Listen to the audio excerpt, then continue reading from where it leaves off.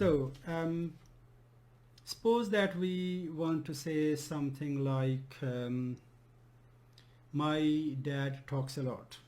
For example, we want to say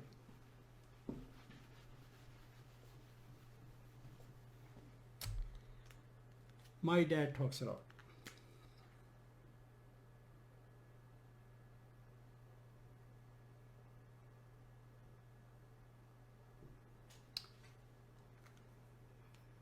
So we can say that by kind of conjugating the relevant verb here. That's one way of saying waladi, my dad, my father. Waladi, we can say yatakallamu, yatakallamu kasiran.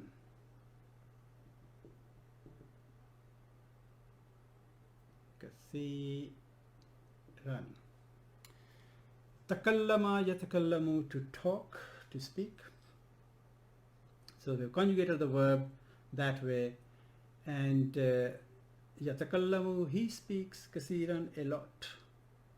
And when we add this here as a prefix, waladi, my dad speaks a lot, talks a lot. That's one way of saying it. But we can also say in Arabic, which in English may mean that my father is much of speech, much of a speech. So in that case, we will write, or we will say, waladi, waladi kasirul kalami.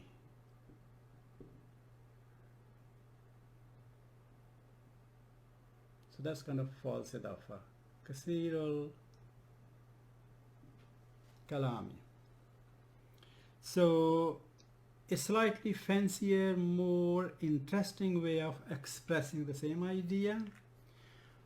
For example, if you wanted to impress your audience and you're delivering a speech and you really want to impress them, then you would use this rather than that phrase or a sentence. If you're writing, for example, poetry, or if you want to write a refined, beautiful, elegant, eloquent prose, again you would use this rather than that. So otherwise they mean exactly the same.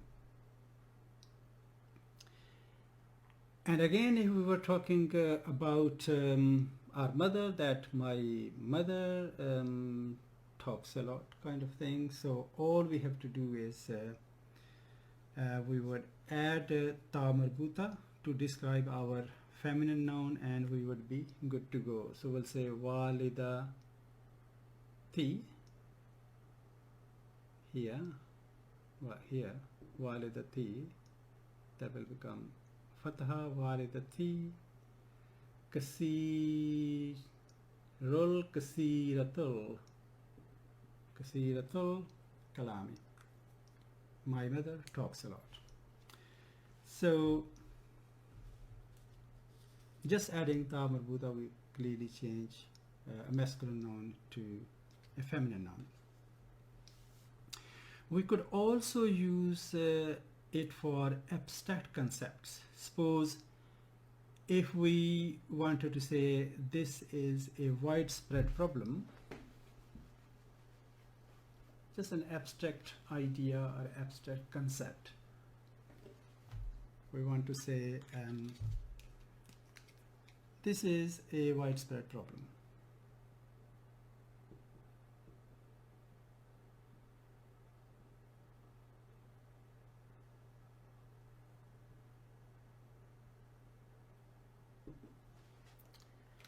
So we would say this is haza, but problem is feminine in Arabic, so we'll say haza, he.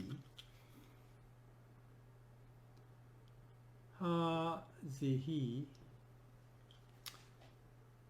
this problem مشكلة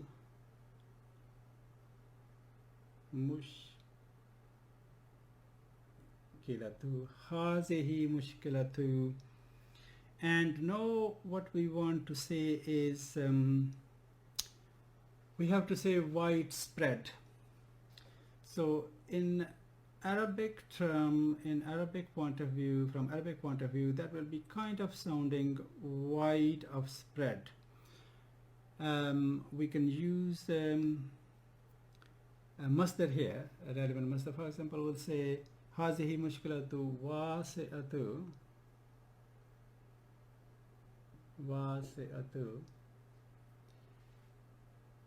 واسعة الانتشار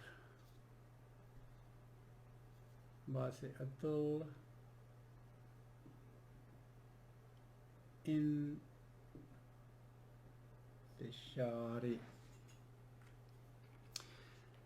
Intashara yantashiru means it is a verb which is used for spreading out widely or being found in every place. So basically what we are saying here is that wide of spread. Intashar, kind of spreading out. From intashara yantashiru intishar, which is masdar, which is good use of masdar here. And wasi is wide, of more capacity, that kind of meaning. So if we analyze this before we move further, so this is this is a new construction which we haven't worked on yet. It's called a demonstrative phrase. So we have used ism ishara here, demonstrative pronoun, so that's ism ishara. And this then called musharan alayh, to which we point towards to, musharan ilayh. And ism ishara and musharan alayh combine to make mubtada. And then this kind of false idafa, which is mudaf and mudaf ilayh, combined to make khabar. And then we have mubtada and khabar, jumla ismiya khabariya. Jumla ismiya khabariya, that's how we construct that. So this wide of spreading, basically wide of spread or wide of spreading, we can say, we couldn't really get away with that in English probably, but in Arabic it's a perfectly acceptable structure, perfectly acceptable way of expressing this idea. And there you have it, a false idafa, not quite a real idafa, but a handy tool for describing people, places and things.